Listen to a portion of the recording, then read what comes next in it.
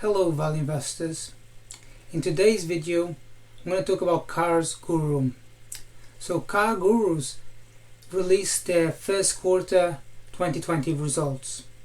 They pulled their guidance for the end of the year. However, you can see that before COVID they were doing quite strongly. So their revenue growth rate for the first quarter was 17%. This is a marked deceleration from what we have become accustomed to.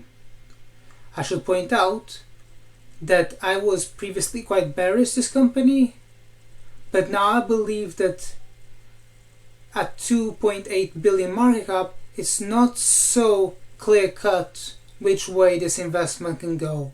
In other words, it could be said it's close to fairly priced. So CarGurus revenue growth rate has been consistently decelerating. It was 60% in 2017, then it dropped to 43% in 2018, and then last year at the end of 2019 it dropped to 30% year over year. You can see a similar pattern here as it goes through each quarter. There is year over year deceleration. Management retorts that at the scale it's growing, it's very difficult for the company, and no other one of its peers are growing as fast as they are. Indeed, in Q1 we see 17% year over year growth rate. Now, what does this tell us? The first thing that it tells us is that back in 2019, when the economy was at its strongest, its revenue growth rate was 30%. The second question mark that one puts up is that we know that CarGurus has been bolstering its revenues through acquisitions, international acquisitions, where it's trying to expand its footprint, but its mature segment is really its US segment. And that is what it's trying to allude to when it comes to its operating margins, which we'll come to in a second. So the ultimate question is, how does CarGurus go from growing, this is I've taken from Seeking Alpha, how does CarGurus go from growing at, let's say, 589 to be precise, in 2019, to growing at just 504 million for 2020. According to the analysts, this would imply a 14% decline year over year for CarGurus. Now, I don't believe that that is a reasonable estimate. I believe that they might do materially higher than that. Having said that, it still shows that for Q1 they were growing at 17%.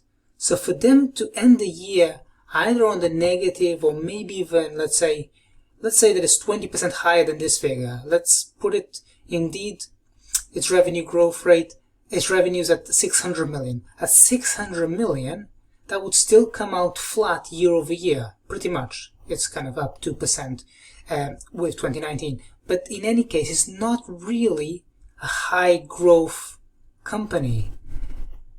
Another issue here is if we look at the free cash flow, yes, it has come up, but that's because they've really cut back on capitalization of expenses and on their PP&E. So you can see PP&E has come down from approximately 5.7 million to 1.2 million. But this cash flow from operations is pretty flat for the first quarter. So it's not really generating the cash flow that you would hope to see from a more maturing business.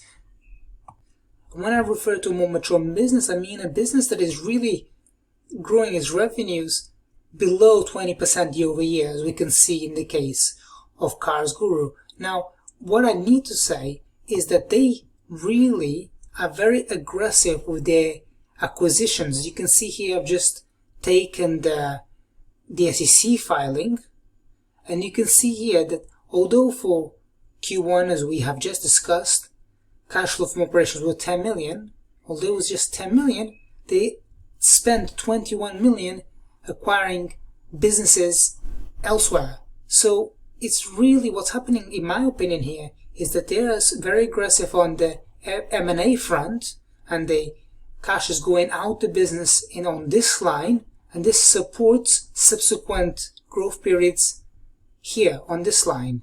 So I'm not really a fan of businesses that have to acquire significant amounts of businesses to bolster their revenue growth. I much prefer to see an organic business. Again, though, I'm not as bearish as I was. The share price has come down. It's approximately 2.8 billion, so it's not really, people are not really paying a large multiple. There's not a lot of optimism left here. However, I don't believe that there's a lot of upside either. Moving on. This here is what management wants us to look at as its long-term target. So you can see here that what we saw just now, that on a GAAP operating margin, it came up as 8%, and that's its mature segment, its US segment is 14%. And this long-term target is quite exciting. It would be approximately at the midpoint 30% operating margins, which is really terrific for a business to go from 14% to doubling that at some point in the future. But as you can see, they are really on their US segment for years, even in the peak here in 2019, approximately 13%. So I'm dubious that they can really double their operating margins if they couldn't really perform anywhere near that in 2019. They may well be able to get up to 20% on the GAAP operating margins, but I'm skeptical that they'll be able to anytime soon reach 30%. And with all that in mind, you're really kind of thinking about its valuation. If you look back to 2019, when they were operating at their full strength, their cash flow from operations, that's this line here, the cash flow from operations was 70 million. So that was when the economy was at its strongest. It made 70 million before any of this kind of acquisitions and capitalizations and anything like that. So just like, let's say, gross cash coming into the business, 70 million, and paying 2.8 billion market cap implies a 40 times cash flow to operations multiple. That's 40 times for a company that is likely to be growing at below 20%. It seems like a punchy multiple to me. So in my opinion, it's difficult to say that CarGurus is undervalued because there's a lot of things that are going on below that cash flow from operations line that are bolstering up the company, that inorganic growth coming in. So it's very much dependent on management's ability to buy overseas businesses at a discount, because buying them at fair price or even overvalued, it's a very competitive market, and it just erodes the potential of the investment.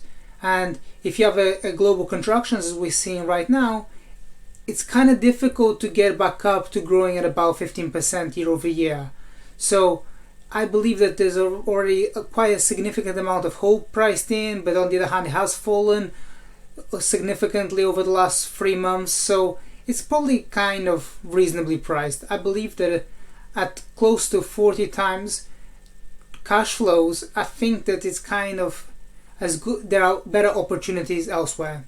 Thank you for watching.